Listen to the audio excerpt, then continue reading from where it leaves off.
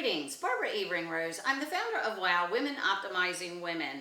You can see WOW on our website, wowwomenus.com.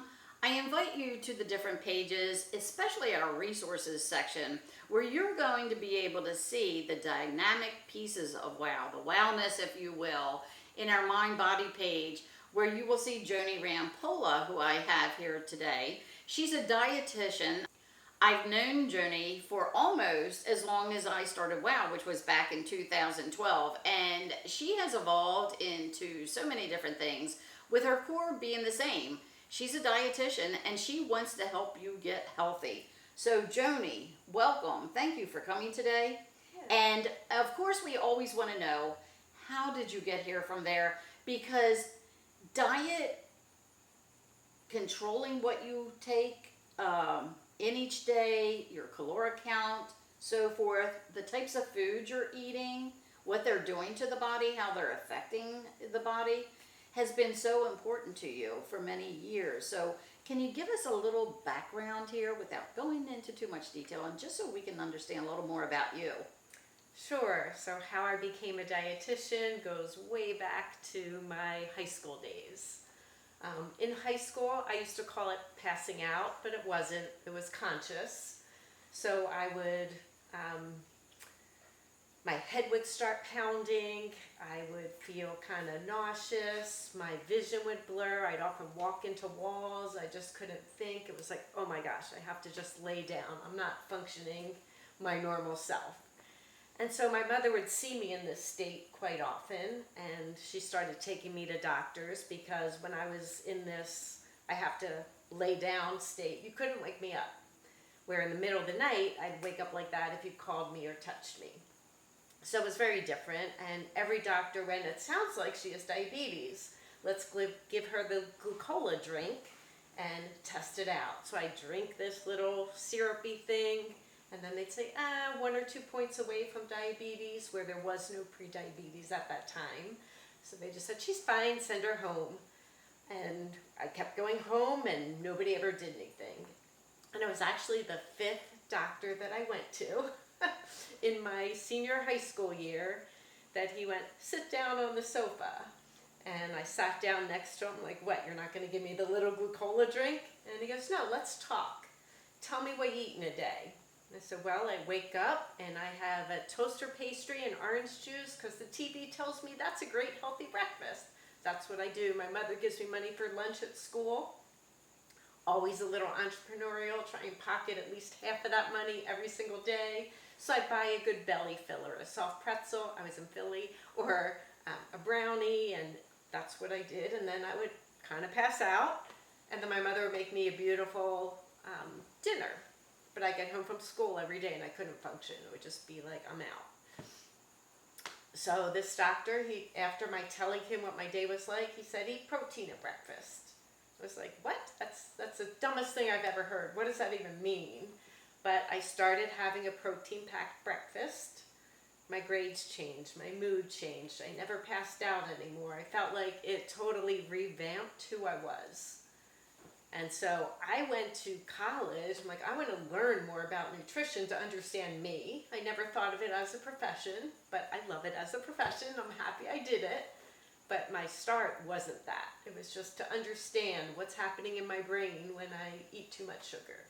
So, stepping back just a minute, so you go to 5 doctors, and we hear this all the time. People are going to doctors cannot figure out what's wrong with them. And we think if we keep going, we lose hope, right?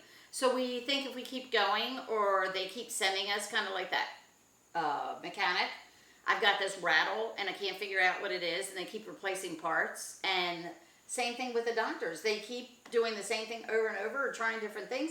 Doctor number 5 figures this out.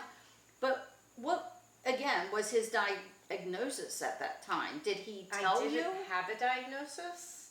So after going through my whole nutrition route of what I learned and talking to medical residents when I just became a new dietitian, my blood sugar level in my brain gets too high.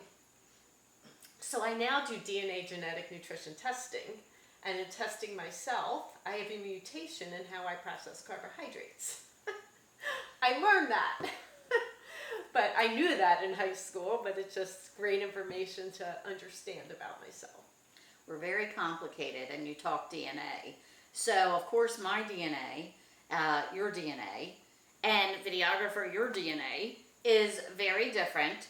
So, no two of us are going to have the same DNA sequence. So, but our bodies, there's going to be commonalities where then you can determine while you're coaching your clients, when you recognize some of these things, then you can be able, especially if they have a genetic predisposition through your DNA testing, and also through talking about nutrition in general. For instance, instead of sugar in the morning, that donut, Yep. why don't you try some sort of protein-based item? That is amazing. Yeah, I feel like as a society, we've come to this place where we want personalized nutrition, right? We want it geared to me.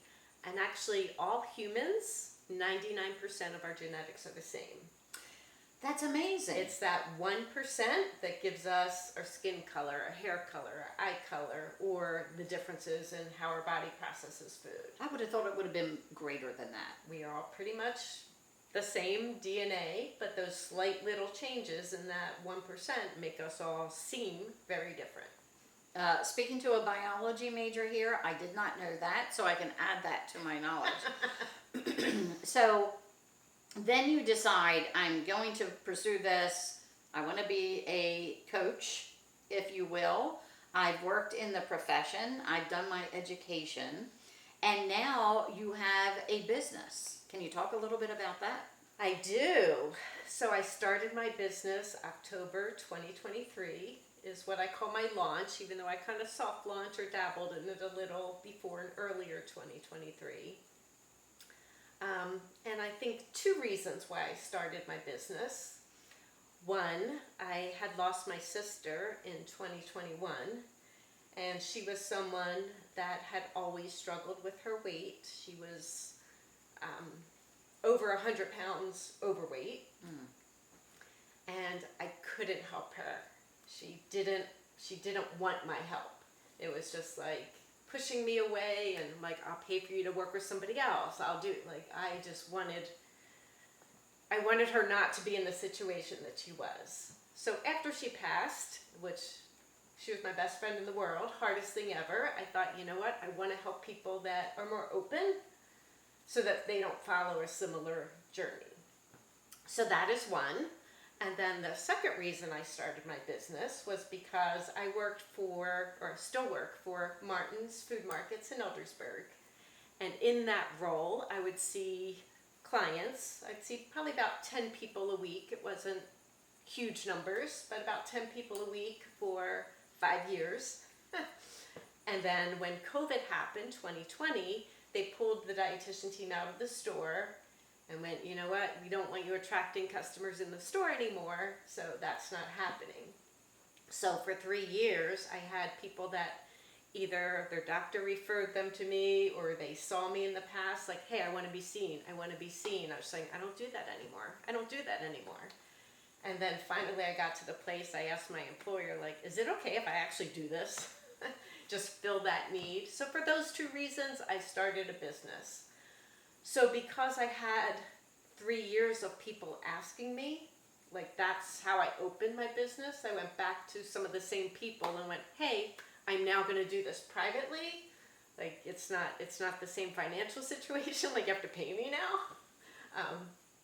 But yeah, so with one email, I got 26 people signed up with me. That's kind of how I launched, and which is amazing. What is interesting, much like the 1% DNA that you mentioned earlier, is probably so many of us get into business because something led us to that place.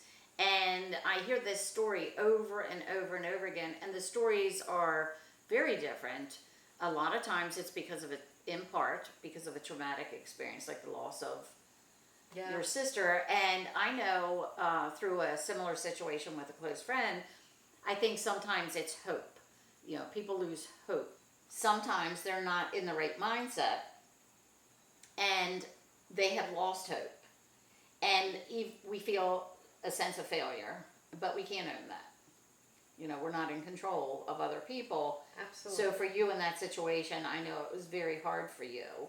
And it's one of those things that we have to learn to overcome, that we can't, because I think there's this core of us that we want to help everyone. We want to help the world. And when you say people need hope, I feel like the community I work with, people trying to lose weight, also feel like I've tried and I failed. I've tried and I failed. I've tried and I failed. That they don't see that there's a possible solution. And I feel like we forget just how to eat, right? We're convenience and we're just like eating should be natural, and we've lost touch with that. So part of what I do is just bringing the natural back into it, right? I don't have any specific, you have to eat this way, there's no rules. It's you do you, but I'm gonna help you be a little bit healthier, do it a little bit better. One of the things that you said to me, funny, I'm listening to you, at one of our WOW events. We do in-person WOW events locally 6 times a year, and then we also do virtual meetings, which Joni did a presentation recently for our September WOW presentation on nutrition. And she said to me, I kept telling her, I have difficulty, the food's there, I feel bad that I'm not eating the food because somebody spent the money for the food, so I feel like I should eat the food. And she said, just say it's not my food. And there are certain things and certain times, certain events I go to where that still resonates with me. It's not your food. And I think that's what you have to find, those triggers, things to overcome what you naturally have evolved into through maybe the family or through your environment or the workplace, the donuts over in the kitchen. Now you've evolved into doing a business, creating a business, and you have a website. Of course, people can go to that if they want to. The interesting piece that you discussed in your presentation was about your program. You talked about helping these clients that you had at Martin's, at the grocery store. So talk to us a little bit more about how that works. How long would someone have to sign up, let's say, in order to best benefit? Yeah, so I do 2 different programs. One is 8 weeks and one is 16 weeks. And to me, the support, the accountability, the community that happens there. So I only do small groups. They are always 6 people or less, which just makes a nice bonding time for people and gives everybody space to talk. I feel like when you have 20 people, not everybody has time to talk. So the little groups to me are just better and they mesh well. But I start each group with education. Like, here's what we need to know about food, about your body, what's important, how do I lose weight? Like, sometimes people don't even have that basic information. Like, we were trained, cut calories, reduce fat, but those aren't necessarily what lead, or exercise like crazy to aerobics. Like, those aren't things that actually lead to weight loss if you look at what the research says. So I'm very much research focused. So I do 30 minutes education. Each week it's a different topic. Then we do about 30 minutes of group coaching. Like, how did that resonate with you? Or, you know, what's going on in your life this week that you need to share? Because sometimes people have, oh my God, this feels like super important. I need to just get this off my chest and find the answer to this. Or I struggled with this. And through that, there's accountability. Like, I love the group that just ended. Like, 2 people connected, and one had an aunt that had dementia, and one just went through it with her mother that had dementia, and they connected to support each other in something totally different. Right.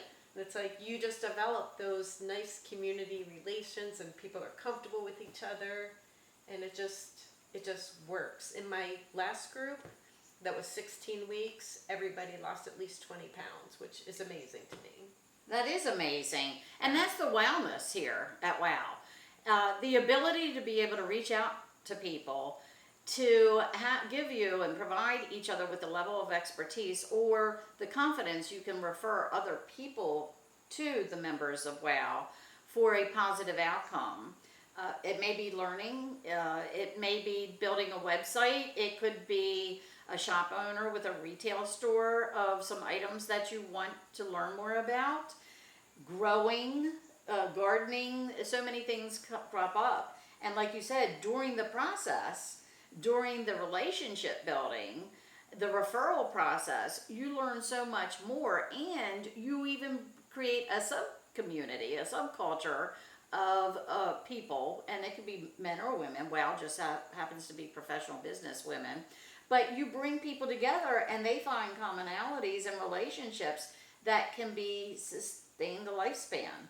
You know? I love WOW. So thank you for That's bringing so cool. me into WOW. Oh, And Joni. I feel like, Barbara, you personally have been helpful to me as well. I bounce things off you about business, and you've given me a lot of amazing feedback, and just, I feel like some of my good friends I met at WOW. Isn't that So, cool? yeah. That is so cool. Like, I love that piece WOW of has it. helped me build my own community. Yeah. which And is it fun. creates the confidence, and not all things, as we spoke about before we started doing this interview here today, not all referrals, not all people can fit you. So sometimes, even though you feel you're going to refer someone that's going to do the best job for them, sometimes there's not that connection. Sometimes it just doesn't work out, and that's okay. You know, so we just need to understand that, and we can't be all things for each other. But the point I would like to make about the members of WOW is their professionalism, their knowledge, their willingness to be flexible, to help other people, and also understand that you're a business. And one of the things I have found with women is they don't know what to charge, or they don't necessarily feel like they have value. You have a lot of value. And the ladies of WOW, I see it over and over again, bring so much to the community. So that's one of the hurdles to overcome as well, is knowing that you have value and you can give that to others. And because of technology, much like what we're doing here with this video, Joni has found a client, if you want to talk about that. I told Barbara, all excited, I found my first client outside of the United States in Ecuador. Somebody contacted me and said, I want to be seen. I was like, what? Ecuador? How did you find me? Like, this is craziness.